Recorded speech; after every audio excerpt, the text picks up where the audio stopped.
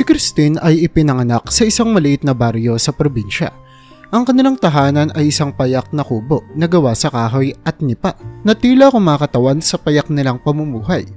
Bagamat salat sa material na bagay, napapaligiran naman si Christine ng mainit na pagmamahal mula sa kanyang lola na si Aling Marta. Si Aling Marta ang siyang nagpalaki kay Christine mula pa noong sanggol siya. Mula nang mamatay ang kanyang tatay sa isang trahedya at mapilitang magtrabaho sa bayan ng kanyang nanay na si Aling Lina. Mabigat ang buhay ni Aling Lina. Kinailangan niyang umalis mula sa kanyang baryo upang maghanap ng trabaho sa bayan. Mula sa pagiging simpleng labandera, natanggap siya bilang katulong sa isang mayamang pamilya, ang mga Montero, nakilala sa kanilang karangyaan at impluwensya sa bayan. Naging permanente ang kanyang paninirahan sa bahay ng mga Montero dahil sa dami ng kanyang responsibilidad at bihira na siyang nakakauwi sa kanilang bahay sa probinsya. Kaya't ang responsibilidad ng pagpapalaki kay Christine ay lubusang napunta kay Aling Marta, na siyang nagsilbing gabay at kalinga ng bata sa araw-araw.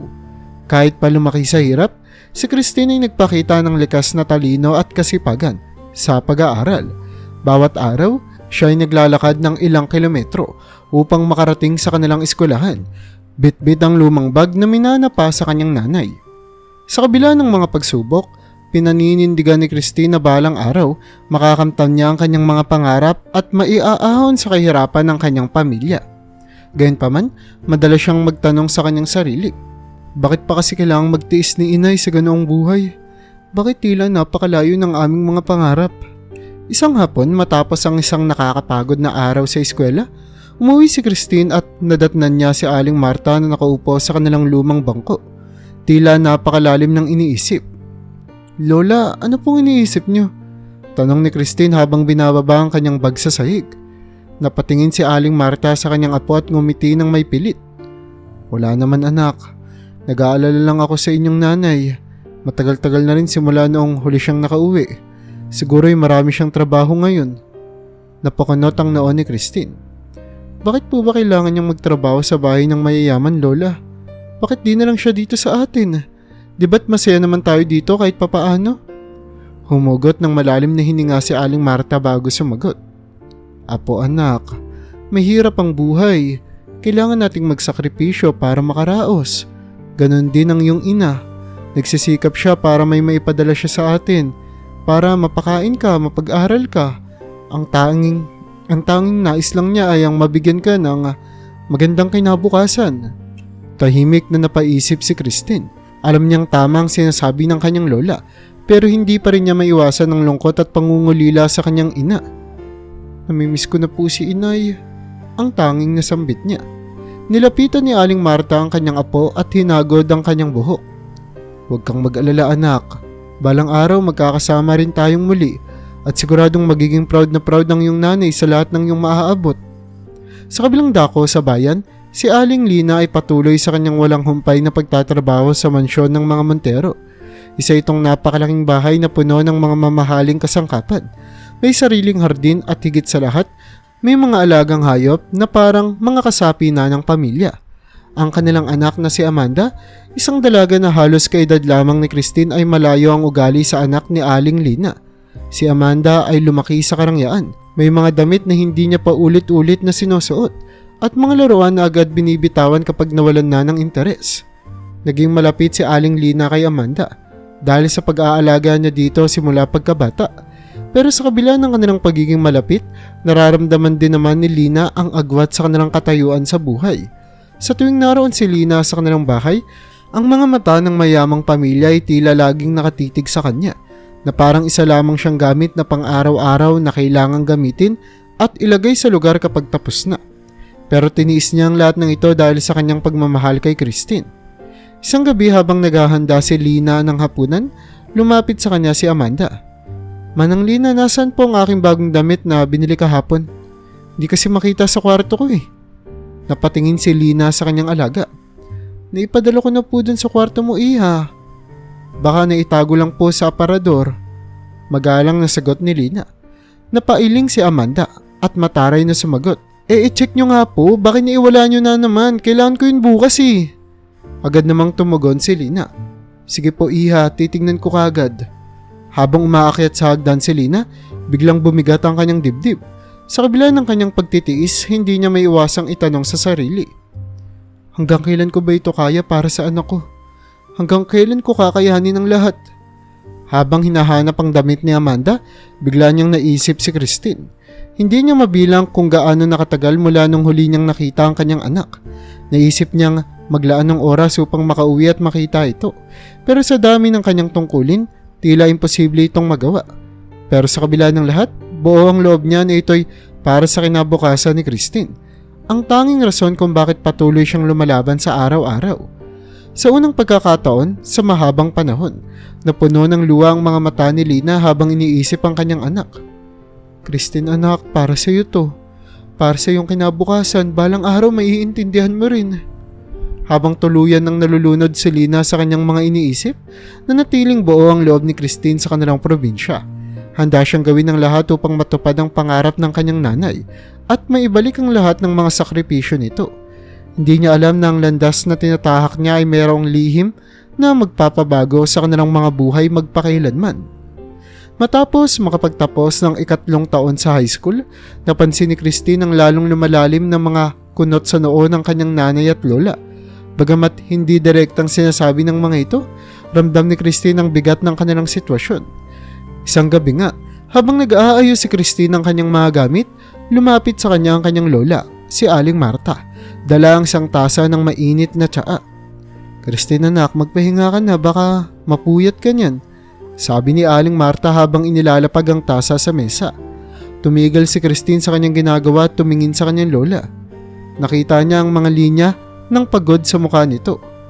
Mga linya na tila mas lumalalim sa bawat araw.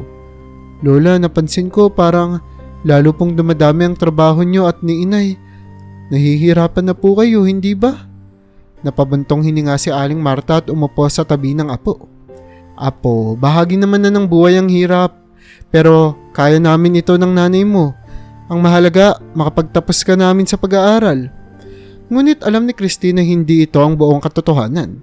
Ang mga naririnig niyang usapan sa gabi, ang mga hikbi ng kanyang nanay sa tuwing kakausapin ito sa telepono tungkol sa mga bayarin at ang madalas na pangungutang ng kanyang lola sa kapitbahay. Lahat ito'y patunay na hindi na nila kayang suportahan ang kanyang pag-aaral. Inay, lola. Naging mahina ang boses ni Christine, ngunit puno ng determinasyon. Ayoko na po kayong pahirapan pa. Alam kong gusto niyong makapagtapos ako ng pag-aaral pero hindi ko na po kaya. Hindi ko na po kaya mga nakikita ko. Gusto ko pong magtrabaho na lang.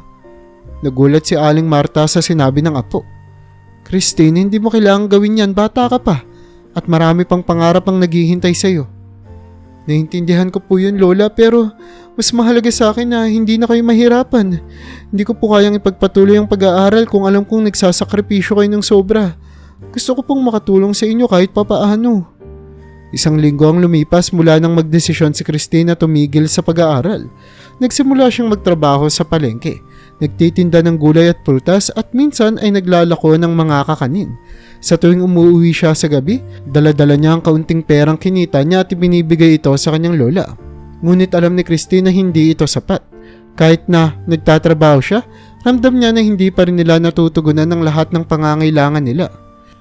Isang araw, habang nag-aayos ng mga damit ni Amanda si Aling Lina, narinig niya ang usapan sa pagitan ng kanyang amo at ang asawa nito, si Roberto. Aling Lina, tawag ni Roberto habang nagpapahinga ito sa sala.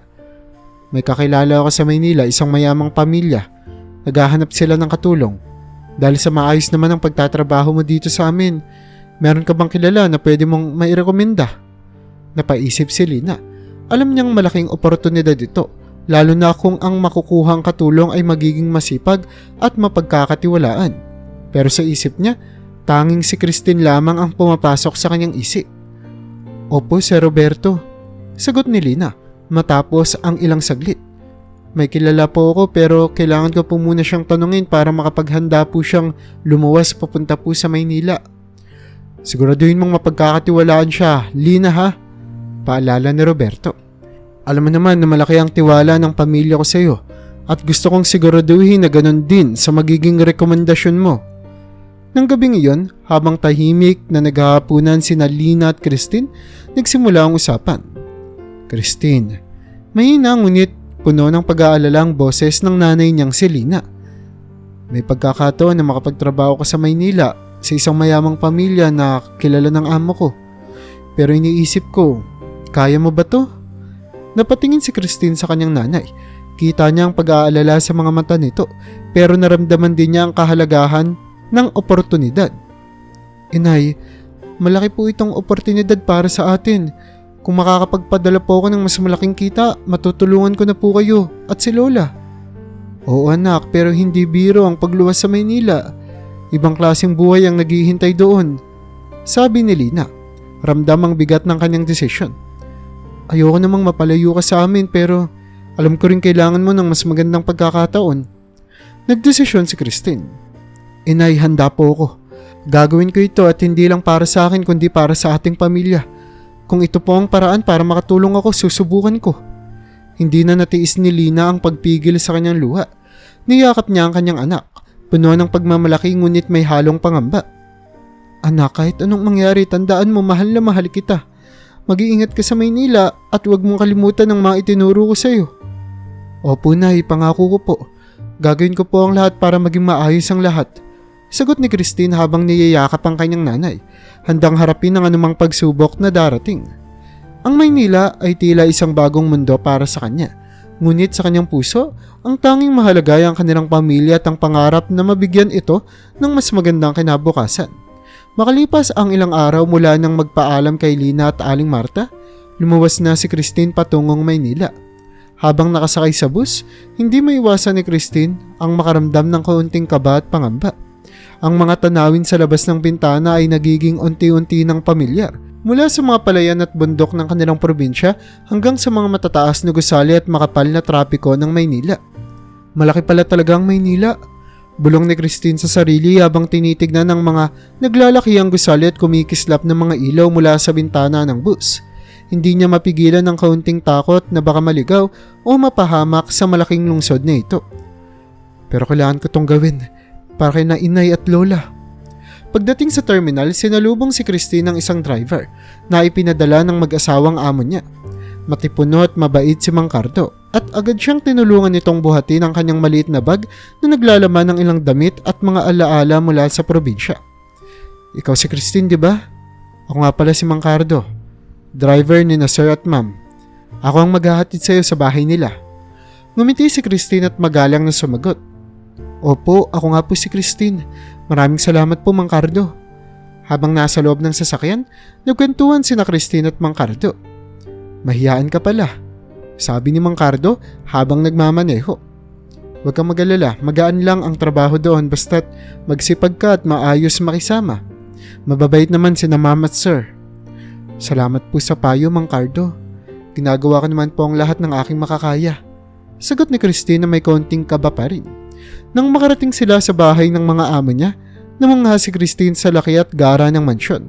Malinis at makintab ang marmol na sahig at sa paligid ng bahay ay napapalibutan ito ng malawak na hardin na puno ng mga bulaklak at halamang ornamental. Napakaganda naman dito, bulong ni Christine sa sarili habang naglalakad patungo sa loob ng bahay. Sa pinto, sinalubong siya ni Aling Lina na kahit hindi niya inaasahan ay pansamantalang naroon upang tiyakin na maayos na makakapagsimula si Christine. Christine anak, andito ka na pala. Mabuti at nakarating ka ng maayos. Bati ni Aling Lina habang niyayakap si Christine. Nandito lang ako saglit para tiyaking maayos ang pagsisimula mo. Huwag kang mag-alala. Aalalayan naman kita. Matapos ang ilang pahayag ng mga alituntunin at paalala mula kay Lina, ipinakilala na si Christine sa mag-asawang amo niya, si Sir Raul at Ma'am Clara. Si Raul at Clara ay isang mag-asawang milyonaryo, kilala sa kanilang pagiging matagumpay na negosyante at aktibo sa mga charity works.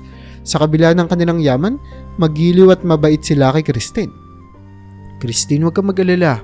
Dito, ituturing ka naming pamilya.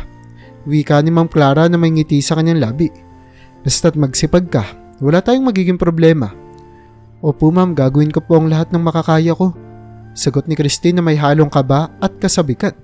Nagsimula na si Christine sa kanyang mga gawain sa mansyon. Araw-araw nauuna siyang magising kaysa sa kanyang mga amo. Alising ko pa lang ng umaga ay gising na siya. Naghahanda ng almusal, naglilinis ng bahay at tinitiyak na maayos ang bawat sulok ng kanilang tahanan bago pa man magising si Raul at Ma'am Clara. Kailangan kong magsipag. Madalas niyang bulong sa sarili habang abala sa trabaho. Para sa pamilya ko. Isang umaga habang nagdidilig ng mga halaman sa hardin, napansin ni Christine na ang isang matandang lalaki na abala sa pag-aalaga ng mga tanim. Siya si Mang Berting, ang hardineryo ng pamilya. Mukhang masayahin si Mang Berting, laging nakangiti kahit na abala sa trabaho. Hindi nagtagal ay naging malapit si Christine sa kanya. Mang Berting, mukhang mahirap po ang trabaho niyo Pero bakit po lagi kayong nakangiti? Tanong ni Christine isang umaga habang tinutulungan si Mang Berting sa pagtatanim ng bagong halaman. Napatawa naman si Mang Berting. Naku iha, masaya kasi ako sa ginagawa ko. Ang mga halaman alam mo parang tao rin yan. Kailangan ng tamang pag-aalaga. Kung masaya ka sa ginagawa mo, maganda rin ang magiging bunga. Ganoon din sa trabaho mo dito. Napangiti si Christine. Salamat po Mang Berting. Yun din naman po ang ginagawa ko. Gusto ko pong maging maayos ang trabaho ko po dito. Basta't magsipag ka Christine. Makakamit mo ang mga hinahanap mo. Sabi ni Mang Berting habang nagtatanim ng isang bagong halaman. At kung may problema ka, nandito lang naman kami ng mga kasama mo sa bahay. Pwede mo kami makausap anytime. Hindi lamang si Mang Berting ang naging malapit kay Christine. Si Mang Nestor, ang guard na madalas magbantay sa araw, ay naging kaibigan niya rin. Madalas silang nagkukwentuhan kapag walang masyadong ginagawa.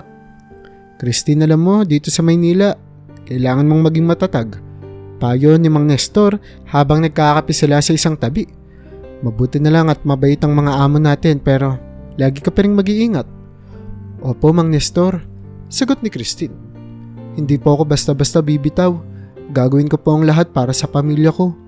Ang pangalawang guard naman, si Mang Lito, ay bihira niyang makasalamuha dahil sa gabi lamang ito nakatalaga o naka-duty. Madalas natahimik si Mang Lito at hindi masyadong palakaibigan kumpara kay Mang Nestor. Gayunpaman, naramdaman naman ni Christine na mapagkakatiwalaan din ito. Mabuti na ring malaman ko ang mga kasamahan ko dito. Bulong ni Christine sa sarili. Mahalaga ang pagtutulungan Sa bawat araw na lumilipas, lalo pang pinagbubutihan ni Christine ang kanyang trabaho. Pagod man at halos wala ng oras para sa sarili, patuloy siyang nagpupursige. Para sa kinabukasan, ang paulit-ulit niyang sabi sa sarili tuwing nararamdaman niyang napapagod na siya. Sa kanyang puso, umaasa siyang balang araw ay matutulungan niya ang kanyang nanay at lola na makaahon sa kahirapan. Pero sa bawat araw na lumilipas, hindi niya alam na ang mga sakripisyong ginagawa niya ay magdadala sa kanya sa isang masalimuot na katotohanan. Isang katotohanan na magbabago sa kanyang buhay magpakailanman. Isang araw habang abala sa paglilinis ng mga pinggan sa kusina, biglang tumunog ang telepono ni Christine. Nakita niya ang pangalan ng kanyang nanay na nakadisplay sa screen, kaya't agad niya itong sinagot. Nay, kumusta po? Tanong ni Christine nang may ngiti sa kanyang boses, ngunit agad ding napalitan ng kaba nang marinig ang nanginginig na tinig ni Aling Lina sa kabilang linya. Christine anak, may masamang balita ako. Halatang hirap at pag-aalala sa boses ni Lina. Inatake sa puso si lola mo, dinala namin siya sa ospital sa bayan pero anak, malaki ang gastusin. Nanlumo si Christine at halos mabitawan ng telepono. Nay, ano nangyari? Paano po si lola? Kumusta po siya? Sunod-sunod na tanong ng dalaga habang unti-unting bumibigat ang pakiramdam ng kanyang dibdib. Hindi pa sigurado anak, kailangan siyang makonfine pero ang bayarin natin sa ospital ay masyadong malaki. Napipilitan kaming umutang sa kung sino-sino para lang masigurong magagamot siya. Paliwanag ni Lina. Ang takot at pangamba ay halatang halata sa kanyang tinig. Tila gumawa ang mundo ni Christine sa narinig. Nahihahanap po ako ng paraan dito. Kahit papaano makakatulong ako. Sambit niya. Ngunit ang kanyang isipan ay nagsisimula ng maghanap ng solusyon sa kanilang problema. Saan naman kaya sila makakakuha ng pera? Sino pa ba ang pwede nilang lapitan? Sa mga sumunod na araw kahit abala sa trabaho, hindi na naalis sa isip ni Christine ang kalagayan ng kanyang lola. Madalas tuwing gabi, nagmumuni-muni siya sa kanyang maliit na kwarto sa mansyon, nananalangin at umiiyak ng tahimik. Umaasang may mga magagawa siyang paraan para matulungan ang kanyang pamilya.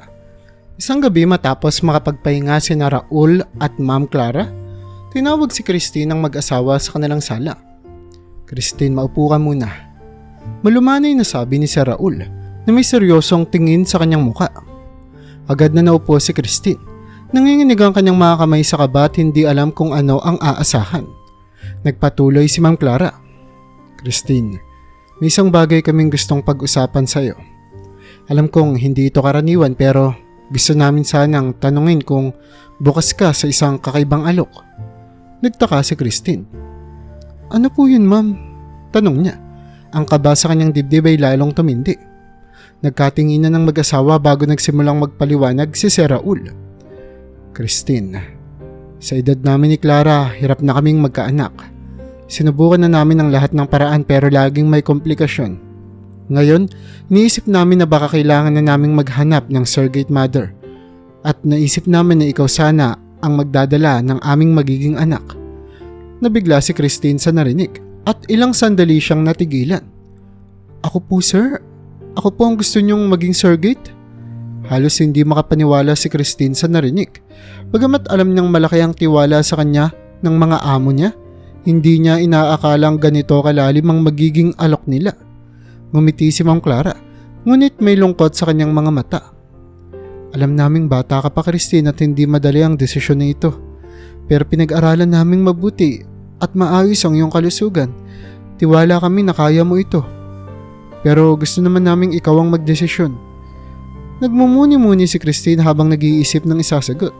Alam niyang hindi ito basta-bastang desisyon. Sir, ma'am, hindi ko po alam. Hindi ko po alam kung kaya ko. Napakabigat po ng responsibilidad na ito, sabi niya, pilit na pinipigilan ng panginginig ng kanyang boses. Hinawakan ni Ma'am Clara ang kamay ni Christine at may lambing na sinabi, Huwag kang magmadali, Christine. Pag-isipan mo ito ng mabuti. Gusto lang namin na malaman mo na hindi ka namin pipilitin. Pero kung sakaling magpasya ka, handa kaming suportahan ka at may malaking kabayaran ito na maaaring makatulong sa inyo. Pagkatapos ng pag-uusap, umalis si Christine mula sa sala. Bumalik sa kanyang kwarto na puno ng pag-aalinlangan. Hindi niya matanggal sa isipan ang kondisyon ng kanyang lola at ang hirap na pinagdaraanan ng kanyang nanay. Habang nakahiga, tila bumibigat ang kanyang mga iniisip. Ano ang gagawin ko? Tanong niya sa sarili. Kaya ko bang gawin to? Kaya ko bang isakripisyo ang sarili kong mga pangarap para lang makatulong sa kanila? Kinabukasan, patuloy na bumabalik sa isipan ni Christine ang kanilang sitwasyon. Nakita niya sa isang sulyap ang piraso ng papel na nagsasaad ng mga gastusin sa ospital ng kanyang lola. Tila isa itong dagok sa kanyang konsensya na nagdudulot ng labis na pagkabalisa. Lumipas ang ilang araw at habang nagdidilig ng mga halaman sa hardin kasama si Mang Berting, hindi maiwasan ni Christine na mag-isip ng malalim. Christine, may iniisip ka ba? Parang napakalayo ng tingin mo eh. Tanong ni Mang Berting habang binubuhusan ng tubig ang mga tanim. Nagulat si Christine at saglit na nag-isip bago sumagot. Oo, Mang Berting, may malaki po kasi akong desisyon na kailangan kong gawin para po sa pamilya ko. Alam mo, Iha, sabi ni Mang Berting, kapag dumating ang pagkakataon na makakatulong ka sa pamilya mo, mahirap talikuran yan. Pero kailangan mo ring isipin ang sarili mo. Siguraduhin mong hindi ka magsisisi sa huli. Napabuntong hininga si Christine at tumango. Yun nga po, Mang Berting, pinag-iisipan ko naman po ng mabuti. Nang sumunod na araw, nagdesisyon si Christine na kausapin ang kanyang nanay. Tinawagan niya ito sa telepono. Inay, may gusto po akong sabihin. Sabi ni Christine nang makakuha ng lakas ng loob na sabihin ang alok ng kanyang mga amo. Ikinuwento niya lahat. Ang alok, ang mga alalahanin at ang kalituhan sa kanyang isipan. Sa kabilang linya, tahimik lang si Lina. Halatang naguguluhan din sa narinig. Anak, alam ko kung gaano kahirap ang desisyong ito. Pero tandaan mo, mahalaga ang iyong katawan at iyong kalusugan. Huwag mong gagawin ng isang bagay na alam mong hindi mo kaya. Pero kung sa tingin mo ay ito ang makakatulong sa atin, so suportahan kita. Sa puntong iyon, napagtanto ni Christine na hindi niya kayang ipagsawalang bahala ang kalagayan ng kanyang lola. Nakipag-usap siya muli kina Sir Raul at Ma'am Clara at matapos ang ilang araw na pag-iisip at panalangin, nagdesisyon siyang tanggapin ang alok ng kanyang mga amo. Pumapayag na po ako, sabi ni Christine, puno ng determinasyon sa kanyang boses. Gagawin ko po ito para po sa pamilya ko. nagtitigan si Raul at Ma'am Clara at nagbigay ng isang malalim na paghinga bago ngumiti kay Christine. Salamat Christine. Malaking sakripisyo ito pero hindi ka magsisisi. Tiyakin namin na maaalagaan ka namin sa buong proseso. Sa puso ni Christine, alam niyang hindi ito magiging madali. Subalit sa kabila ng lahat, handa siyang harapin ang lahat ng pagsubok para sa kanyang nanay, para sa kanyang lola at para sa kinabukasan ng kanilang pamilya. Mabilis na lumipas ang mga buwan para kay Christine. Nang matapos ang procedure at naging successful na surrogate mother siya, nagsimula na rin ang mga pagbabago sa kanyang katawan. Habang unti-unting lumalaki ang kanyang tiyan, hindi na maiwasan ni Christine na maghalo ang kanyang mga emosyon.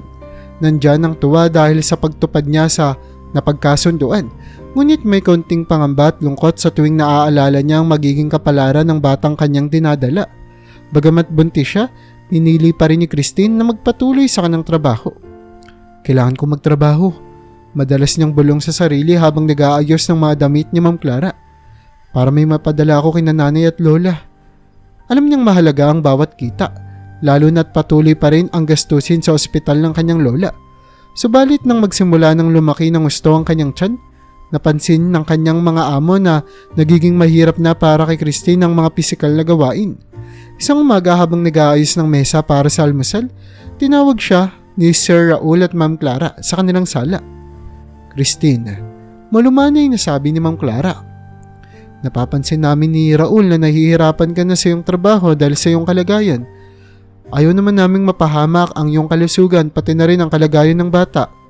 Kaya simula ngayon nais naming manatili ka na lamang dito sa bahay at magpahinga. Nag-aalangan man, tumango si Christine. Opo ma'am, naiintindihan ko po. Sagot niya. Ngunit sa loob-loob niya, nag-aalala pa rin siya sa kakarampot na kita na makukuha niya kung hindi na siya makapagtrabaho ng buo. Makakaasa ka na dadagdagan namin ang ibibigay sa iyo at kahit na hindi ka magtrabaho ng buo, may pera ka pa rin. Dugtong naman ni Sir Raul, tila nabasa ang iniisip ni Christine. Ang mahalaga ngayon ay ang kalusugan mo at ng bata. Salamat po sir. Tugon ni Christine at sa unang pagkakataon, nakaramdam siya ng kaunting kaginhawaan sa kabila ng kanyang kalagayan. Simula noon, si Christine ay pinanatili na lamang sa loob ng bahay at tanging mga simpleng gawain na lamang ang kanyang ginawa. Pagluluto, paglalaba at paminsan-minsang paglilinis. Kasama rin ng mag-asawa si Christine sa bawat check-up kung saan sinisiguro nila na malusog ang pagbubuntis niya. Ang bawat check-up ay isang pag-asa para kay Christine. Isang pagkakataon na malaman na maayos ang kalagayan ng sanggol na kanyang dinadala. Lumipas ang mga buwan at dumating na ang araw ng kanyang panganganak. Dinala si Christine ng kanyang mga amo sa isang pribadong ospital kung saan sinalubong siya ng mga doktor at nurse na mag-aalaga sa kanya. Sa loob ng ilang oras ng pagle-labor, ipinanganak ni Christine ang isang malusog na sanggol na babae. Ang kanyang puso ay napuno ng kaligayahan nang marinig ang unang iyak ng sanggol. Malusog siya, bulong ng doktor habang iniaabot ng sanggol kay Christine. Nang makita niyang maliit na mukha ng bata, hindi mapigilan ni Christine ang lumuha. Alam niyang ang batang ito ay magiging mahalaga sa kanyang mga amo. Ngunit para sa kanya, ito ang bunga ng 9 na buwang sakripisyo at pagmamahal niya. Salamat, sabi ni Ma'am Clara na nasa tabi niya. Hawak-hawak ang kamay ni Christine. Hindi namin alam kung paano kami magpapasalamat sa ginawa mo para sa amin. Ngumiti si Christine kahit pa alam niyang darating din ang araw na hindi na siya kikilalanin ng batang kanyang isinilang. Wala po yun ma'am, ang mahalaga po ay maayos ang kalagayan niya. Alagaan niyo po sana siya ng mabuti. Kahit na may halong lungkot ang kanyang puso, nagpa siya si Christine na magpakatatag. Alam niyang ginawa niya ang tamang desisyon. Naisip niyang ang pera na matatanggap niya mula sa mag-asawa ay makakatulong ng malaki sa kanilang pamilya, lalo na sa paggagamot ng kanyang lola. Ngunit higit sa perang matatanggap, ang mas pinapahalagahan niya ay ang buhay ng kanyang ipinanganak, isang buhay na magbibigay ng kasiyahan at pag-asa sa kanyang mga amo. Kinabukasan matapos ang lahat ng mga proseso, inaabot na ni Sir Raul at Ma'am Clara kay Christine ang perang na pagkasunduan nila, 500,000 piso. Hawak-hawak ni Christine ang sobre, hindi mapigilang mapaluha muli. Maraming salamat po, bulong niya habang tahimik na naglalakad palabas ng ospital. Alam niyang sa kanyang mga palad, hawak niya ang kinabukasan ng kanyang pamilya. Pagbalik sa bahay, Humarap siya sa salamin at marahang inaplos ang kanyang tiyan na ngayon wala ng laman. Magiging maayos ka, anak. Bulong niya sa sarili kahit alam niyang hindi na siya magiging ina ng batang iyon. Gagawin ko ang lahat para sa iyo at sa pamilya ko. Sa mga sumunod na araw, bagamat bumalik na si Christine sa kanyang normal na buhay, ang karanasang iyon ay nanatiling nakatatak sa kanyang puso. Alam niyang isang malaking sakripisyo ang ginawa niya, ngunit alam din niyang ginawa niya ito para sa kanilang lahat, para sa kanyang nanay, sa kanyang lola, at sa bata na ngayon ay nasa ligtas ng mga kamay ng mag-asawang tinulungan niya. Lumipas ang panahon at ang buhay ni Christine ay patuloy na umiikot sa pagtatrabaho sa mansyon ng kanyang mga amo. Kahit nawala na sina Sir Raul at Ma'am Clara sa Pilipinas, napanatili niya ang kaayusan ng bahay kasama ang iba pang mga kasamahan. Ang bawat sulok ng mansyon ay malinis, ang mga halaman sa hardin ay laging sariwa at ang mga alagang hayop ay laging naaalagaan ng maayos. Sa kabila ng kanyang dedikasyon, hindi may tatanggi ni Christine ang lungkot na bumabalot sa kanyang puso tuwing naaalala niya si Carla, ang anak na kanyang isinilang pero hindi itinuring na sa kanya. Isang gabi habang pinupunasan ni Christine ang mga upuan sa sala, bigla siyang napahinto. Ang isip niya ay bumabalik sa mga araw na kasama pa niya si Carla, bagamat sanggol pa lamang ito. Siguro malaki na siya ngayon, bulong niya sa sarili. Sana lumaki siya ng masaya at malusog. Habang lumilipas ang mga taon, mas naging mabigat ang pasanin ni Christine. Hindi lamang dahil sa kanyang mga gawain sa mansyon, kundi dahil sa kanyang responsibilidad sa pamilya. Nang bumuti ang kalagayan ng kanyang lola, pansamantala siyang nakahinga ng maluwag. Ngunit makalipas ang 10 taon, isang araw ay nakatanggap siya ng balita mula sa kanyang nanay. Pumanaw na si Aling Marta. Isang malalim na sakit ang naramdaman ni Christine. Para bang nawalan siya ng isang mahalagang bahagi ng kanyang buhay. Kinuusap ni Christine ang kanyang mga amo sa pamamagitan ng telepono. Ma'am, sir, humihingi po ako ng paumanhin pero kailangan ko pong umuwi sa probinsya. Namatay na po kasi si Lola. Sabi niya habang pilit na pinipigilan ng kanyang luha. Agad naman siyang pinayagan ng mag-asawa.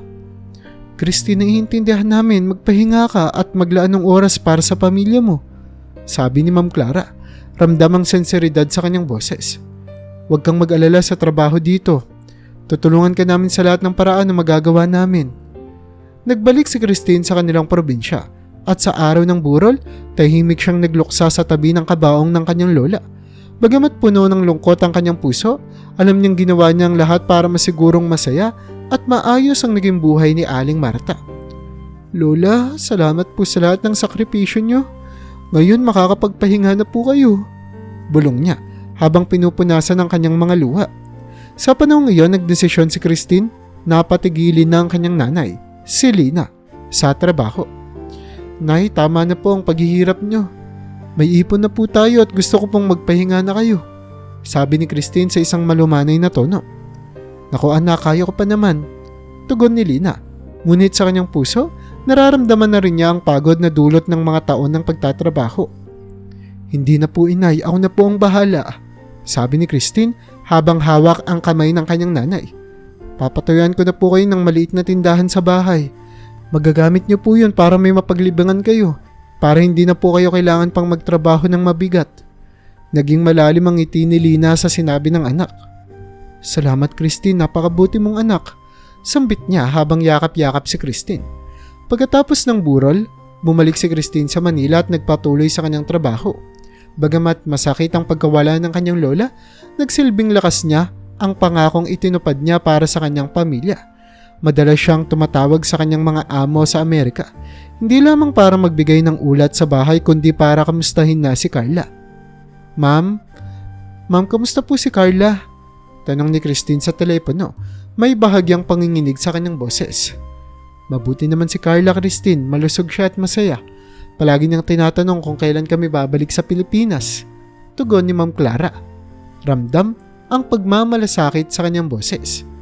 Masaya si Christine tuwing naririnig niyang maayos ang kalagayan ni Carla, ngunit alam din niyang hindi siya kilala ng bata. Hindi bale, bulong niya sa sarili matapos ang bawat tawag.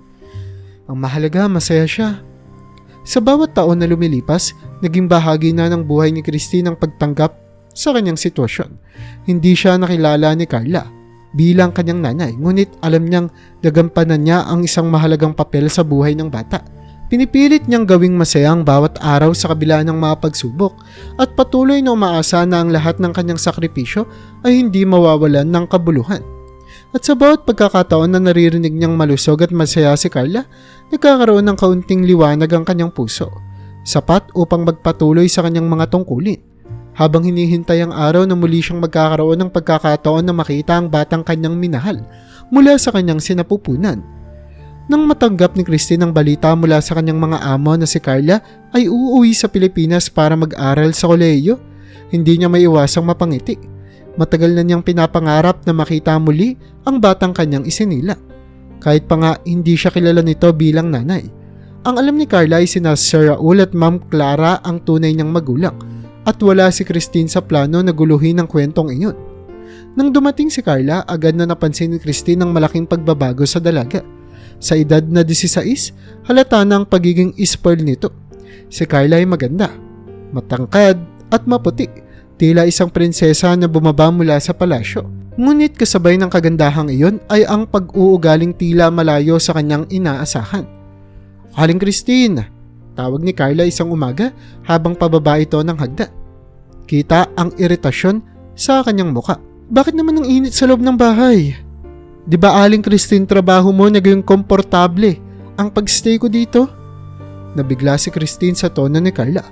"Ay, pasensya na iha. Baka hindi na ayos ng maayos ang aircon. Tatawagin ko lang si Mang Berting para ayusin to." Ngunit bago pa siya makakilos, muling nagsalita si Carla. "Wag na. Sasabihin ko na lang kina Mami at Daddy na parang hindi ka nagtatrabaho ng mabuti. Sila na lang ang bahala sa'yo." Masakit para kay Christine na marinig ang ganoong salita mula sa kanyang sariling anak, kahit na alam niyang hindi ito batid ni Carla. "Pasensya na iha, aayusin ko naman po agad." Malumanay na sagot ni Christine, habang pilit na tinatago ang kalungkutan sa kanyang tinig. Minsan habang nag-aalaga si Mang Berting ng mga halaman sa hardin, napadaan si Carla. "Ano ba yung amoy na yan?" sigaw ni Carla habang tinatakpan ng ilong. "Ang baho-baho! Alisin nyo ngayon na." Ipinaliwanag ni Mang Berting na ginagamit niya ang pataba para sa mga halaman, ngunit hindi nakinig si Carla. "Hindi ako papayag na mag-stay ka pa rito. Pinapalayas na kita, lumayas ka na nga. Sinabi kong alisin mo na, hindi mo pa inaalis." Galit na utos ni Carla. Nagulat ni Mang Berting at ni Christine na nasa malapit. Agad na tumakbo si Christine kay Carla. Nagbabaka sakaling mapakalma ito. "Carla iha, si Mang Berting po ay matagal nang nagtatrabaho sa bahay na ito. Siya pong nag-aalaga ng mga halaman natin dito." Ngunit hindi na pinakinggan ni Carla ang mga paliwanag ni Christine. "Wala akong pakialam. Kung ayaw mong mawala rin ng trabaho mo, palayasin mo na yung matandang yan."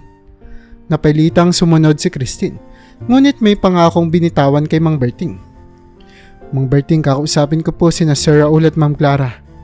Hindi po kayo mawawala ng trabaho, pangako po." Tumango si Mang Berting, bagamat halata sa kanyang muka ang pagkalungkot. "Salamat Christine, pero mukhang mahirap pakiusapan ng batang yan." Nang magkwento si Christine kina Sir Raul at Ma'am Clara sa telepono, agad na naghingi ng paumanhin ng mga ito. "Pasensya ka na Christine, alam naming mahirap ang ugali niyang si Carla. Siguro'y nasanay siya sa lahat ng luho dito sa Amerika. At dahil hindi naman namin siya masyadong natututukan, naging ganyan siya." Napabantong hininga si Christine. "Naiintindihan ko po, ma'am, sir, pero kailangan po nating tulungan si Carla. Ayokong lumaki siyang walang malasakit sa ibang tao." "Christine, alam naming mapagkakatiwalaan ka," sagot ni Sir Raul. "Pakisuyo na lamang, gabayan mo si Carla. Alam naming malaki ang maitutulong mo sa kanya." Sa mga sumunod na araw, sinubukan ni Christine na maging malapit kay Carla. Kapag mataray ito, sinasagot niya ito ng makalmadong tono. Kapag galit, hinahayaan niyang humupa ang init ng ulo bago subukang kausapin muli. "Carla, gusto mo bang subukan ang lutong bahay? Gagawa ko ng espesyal na merienda para sa'yo." Minsan niyang alok kay Carla, na minsang tinanggap naman ng dalaga. Isang gabi, habang naglalakad si Carla sa hardin, nakita niya si Christine na tahimik na nag-aayos ng mga halaman. "Ate Christine, bakit ba lagi kang abala? Wala ka bang ibang ginagawa kundi magtrabaho na lang?" Tanong ni Carla halatang nababagot. Napangiti si Christine at nilingon si Carla. "Mahal ko kasi ang ginagawa ko, iha. At gusto kong siguraduhin na magiging maganda at maayos ang bahay natin para sa'yo. Bahala ka nga, sagot ni Carla. Ngunit hindi na ito kasing tapang ng mga nauna niyang mga salita. Sa mga maliliit na paraan, unti-unti niyang ipinapakita kay Carla ang kahalagahan ng pagtutulungan at malasakit sa kapwa. Ipinapakita niya ito hindi sa mga salita, kundi sa mga simpleng gawaing bahay at may kabaitan na pag-unawa. Kapag napapansin ni Christine na tila may bumabagabag kay Carla, nilalapitan niya ito at binibigyan ng mga payo nang walang anumang hinihinging kapalit. Isang araw habang magkasama sila sa kusina, napansin ni Christine na tila mas tahimik si Carla kaysa dati. May problema ba, iha? Tanong niya habang inihahanda ang kanilang tsaa. Umaling si Carla, ngunit makikita sa kanyang mukha ang kalungkutan. Minsan gusto ko rin sanang kasama sina mami at daddy pero lagi na lang silang busy. Naramdaman ni Christine ang bigat ng kalungkutan ng dalaga at bagamat masakit sa kanya na hindi maipakita ang kanyang tunay na damdamin, pinilit niyang maging matatag. Alam mo Carla, minsan kahit malayo ang mga magulang nararamdaman pa rin nila ang pagmamahal mo at sigurado ako mahal na mahal ka nila. Hindi ko lang minsan ramdam. Bulong naman ni Carla, tila nawawala ang mataray na tono sa kanyang boses. Nang gabing yon habang nakahiga si Christine, hindi niya maiwasang mapaluha. Sana'y malaman mo balang araw anak, kung gaano kita kamahal. Bulong niya sa sarili. Alam niyang mahaba pa ang daan upang tuluyang maging malapit kay Carla, ngunit determinado siyang ituwid ang pag-uugali nito at ipakita ang tamang landas. Habang lumilipas ang panahon, patuloy si Christine sa kanyang tahimik na misyon, ang maging nanay ni Carla, kahit na hindi siya kilalaning ganoon. Sa bawat maliit na hakbang, umaasa siyang matutulungan niya si Carla na maging mas mabuting tao. Hindi lamang para sa sarili nito, kundi para sa lahat ng mga tao sa kanyang paligid. Ang araw na iyon ay nagsimula ng maayos para kay Christine. Pagkatapos ng ilang linggo ng pagsusumikap upang maibalik ang loob ni Carla, nagkaroon siya ng idea na lutuin ang paboritong ulam ng dalaga bilang isang sorpresa.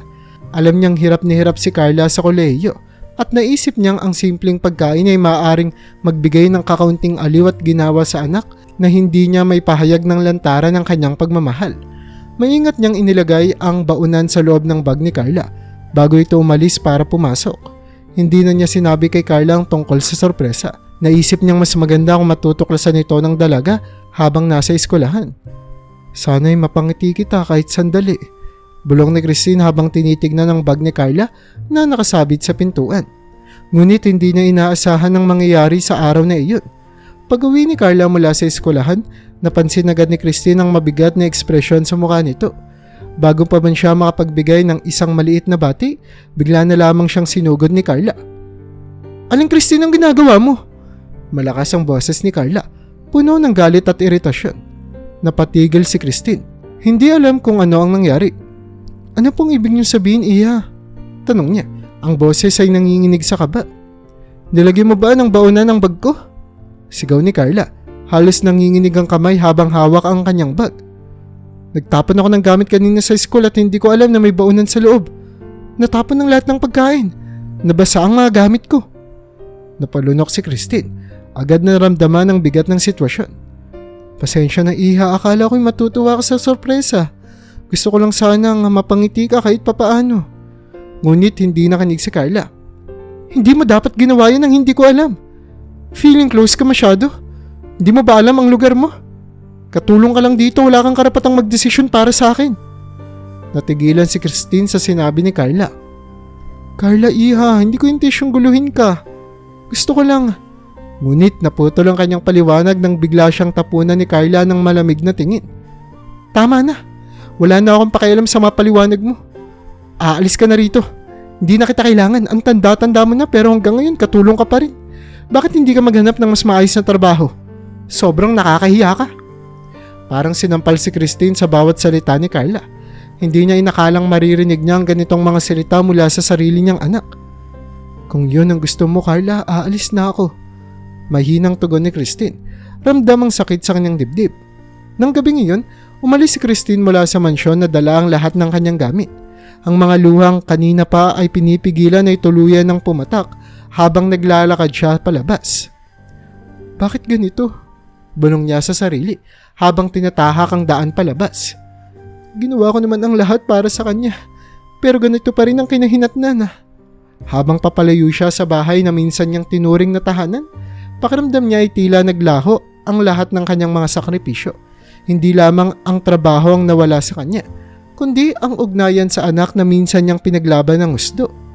Pakiramdam ni Christine ay nawala na ang lahat ng kanyang pinaghirapan. Ginawa ko ang lahat para sa kanya. Patuloy ng bulong. Pero sa huli ako pa rin ang nasaktan.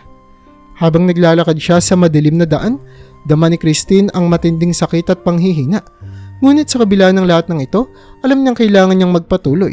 Hindi siya maaaring sumuko kahit pa nararamdaman niyang nawalan siya ng lahat. May dahilan ng lahat ng nangyayari. Pilit niyang pinapaniwalaan ng sarili. Magiging maayos din ang lahat balang araw. At sa kabila ng kanyang kalungkutan, sa isang sulok ng kanyang puso, nandoon pa rin ang pag-asa na balang araw ay makikita ni Carla ang halaga ng pagmamahal na ibinigay niya. At sana kahit papaano, mapatawad siya nito sa mga bagay na hindi niya alam na kanyang nagawa. Nang makarating si Christine sa kanilang probinsya, halos humapdi ang kanyang mga mata sa kaiiyak. Bumalik siya sa lugar na dati niyang iniwan para mabigyan ng magandang kinabukasan ng kanyang pamilya. Ngunit ngayon ay dala niyang mabigat na pusong puno ng sama ng loob at kawalan ng tiwala sa sarili. Siguro nga tama si Carla. Bulong niya sa sarili habang nakaupo sa lumang upuan sa kanilang bakuran. Wala akong nagawa sa buhay ko. Hanggang ngayon, katulong pa rin ako. Nang sumapit ang gabi, napagdesisyonan ni Christine na tawagan ang kanyang mga amo, sina Sir Raul at Ma'am Clara, upang ipaalam ang kanyang desisyon. Ma'am, sir, pasensya na po pero hindi na po ako babalik sa mansyon. Maraming salamat po sa lahat ng naitulong niyo po sa akin pero tama na po siguro ito. Nagulat ang mag-asawa sa sinabi ni Christine. Christine, hindi namin gusto na matapos ng ganito. Pagsasabihan namin si Carla, hindi tama ang ginawa niya sa'yo. Sabi ni Ma'am Clara, halata ang pag-aalala sa kanyang tinig. Ngunit mabilis na tumanggi si Christine. Wag na po ma'am, naiintindihan ko na. Baka nga po tama siya. Pakiramdam ko wala akong narating sa buhay. Hindi ko na po kailangan ng kahit ano pang paliwanag. Masaya po ako na alam ni Carla ang totoo. Pero siguro panahon na para unahin ko naman po ang sarili ko. Naintindihan ng mag-asawa ang desisyon ni Christine. Ngunit hindi sila mapakali. Pagkatapos ng tawag, tinawagan nila si Carla na nasa kanyang kwarto at abala sa mga gawain sa eskwelahan. Carla, ano itong narinig namin kay Christine? Ano bang ginawa mo? Tanong ni Sir Raul. Ang boses ay puno ng seryosong tono. Walang kaabog-abog na sumagot si Carla. Ano naman? Sinisanti ko lang siya, masyado na siyang feeling close eh. Katulong lang naman siya. Sa puntong iyon, hindi na napigilan ni Sir Raul at Ma'am Clara ang kanilang mga sarili. Carla, kailangan mong malaman ng totoo. Simula ni Ma'am Clara, ang boses ay nanginginig. Si Christine. Siya ang tunay mong ina. Napatigil si Carla, hindi makapaniwala sa narinig. Anong ibig niyo sabihin? Ang kanyang utak ay hindi kayang tanggapin ang revelasyon. Ipinaliwanag ng mag-asawa ang buong katotohanan kung paanong si Christine ang nagsilang sa kanya at isinuko ang lahat para lamang matulungan ang kanilang pamilya. Siya ang nagdala sa iyo sa loob ng 9 na buwan, Carla. At lahat ng mga sakripisyo niya, lahat ng pagmamahal na ibinigay niya, ginawa niya yun para sa iyo. Sabi ni Sir Raul, puno ng panghihinayang. Habang naririnig ni Carla ang kwento, unti-unti niyang naaalala ang mga ginawa ni Christine para sa kanya. Hindi tulad ng mga dating katulong niya sa Amerika. Si Christine ay may kakaibang pagmamahal at malasakit na ipinakita sa kanya. Napagtanto niya na totoong lahat. Si Christine ay ang kanyang tunay na nanay at siya bilang anak ay malupit na tinrato ito nang hindi alam ang katotohanan. Agad na bumangon si Carla at hinanap ang numero ni Christine. Tinawagan niya ito at halos walang oras na hinintay bago magsalita. Christine, Nay, patawad, hindi ko po alam.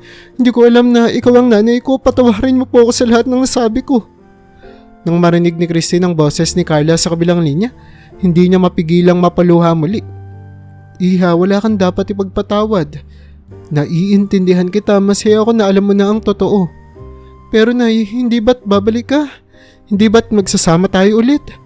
May bahagyang takot at pag-aasam sa boses ni Carla. Umaasang maaayos pa ang lahat. Huminga ng malalim si Christine bago sumagot. Carla, hindi na ako babalik bilang katulong. Hindi dahil galit ako o nasaktan, pero kailangan ko na ring magdesisyon para sa sarili ko. Gusto ko namang subukan ng ibang bagay. Kumuha ng ALS para mapagtapos ako ng high school at pagkatapos maghahanap ng trabaho na gusto ko. Hindi dahil sa ayaw ko sa iyo anak, kundi dahil gusto kong bigyan ng sarili ko ng pagkakataon na mabuhay ayon sa gusto ko. Napaiyak si Carla, ngunit napagtanto niyang tama si Christine. Naiintindihan ko po, Nay, pero sana kahit papaano lagi mo ako makakausap. Ayoko mawala ka sa buhay ko, Nay. Ngumiti si Christine kahit na may luha sa kanyang mga mata. Hindi kita iiwan, Carla. Palagi ako nandito para sa iyo. Kahit malayo man ako, magiging okay rin ang lahat. At sa gabing yon, kahit puno ng kalungkutan ang kanilang mga puso, may pag-asa at liwanag na sumibol sa kanilang ugnayan bilang mag-ina. Alam ni Christine na ang kanyang desisyon ay isang hakbang tungo sa mas maliwanag na kinabukasan. Para sa kanya, para kay Carla at para sa kanilang pamilya. Lumipas ang mga buwan matapos magdesisyon si Christine na simulan muli ang kanyang buhay. Nagpatuloy siya sa kanyang pag-aaral sa ilalim ng Alternative Learning System o ALS. Pinagsikapan niyang makuha ang diploma na hindi niya natapos noon. Sa bawat araw na lumilipas, mas nagiging malinaw ang kanyang layunin. Ang magkaroon ng mas maayos na buhay. Hindi lang para sa kanyang pamilya, kundi para na rin sa kanyang sarili. Habang patuloy siyang nag-aaral, naging mas madalas ang pagtawag ni Carla. Bagamat malayo, naging mas malapit sila sa isa't isa sa pamamagitan ng mga simpleng usapan sa telepono. Nay, alam mo bang ang hirap ng mga exams dito? Pero naaalala ko lagi ang sinabi mo na walang bagay na mahirap basta't may tiyaga. Kwento ni Carla. Minsan habang naglalakad papuntang klase. Oo na, kaya mo yan. Lagi ako nandito. Kahit sa telepono man lang. Sagot ni Christine na laging nagpapalakas ng loob ni Carla. Hindi rin nawawala ang suporta ng mag-asawang amo ni Christine. Hindi niya inaasahan ang mga regalo ang ipinapadala ng mga ito. Simple at praktikal na mga bagay na laging may kasamang mensahe ng pasasalamat. Pero isang araw matapos niyang makapagtapos sa ALS, dumating ang isang napakalaking sorpresa. Nakatanggap si Christine ng isang tawag mula kay Sir Raul. Christine, may padala kami para sa iyo. Gusto naming magpasalamat sa lahat ng sakripisyo mo para sa aming pamilya. Sabi ni Sir Raul, may halong kasiyahan at pagmamalaki sa kanyang boses. Nagulat si Christine nang makita ang isang bagong kotse na ipinarada sa harap ng kanilang bahay. Sir, ma'am, hindi niyo po kailangan gawin to. Nanginginig ang boses ni Christine habang kausap ang mga amo sa telepono. Christine, nararapat lang ito para sa iyo. Hindi matutumbasan ng kahit na anong bagay ang nagawa mo para sa amin.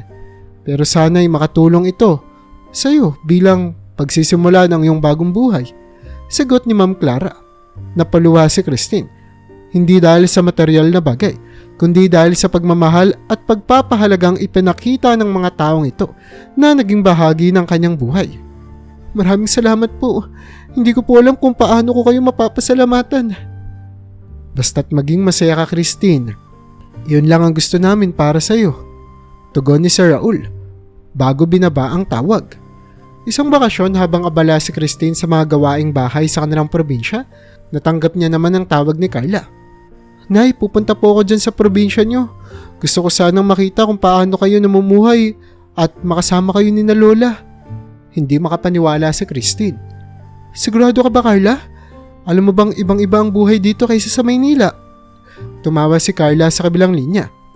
Oo, Nay, gusto ko itong maranasan at higit sa lahat, gusto kong makilala pa kayo ng mas mabuti.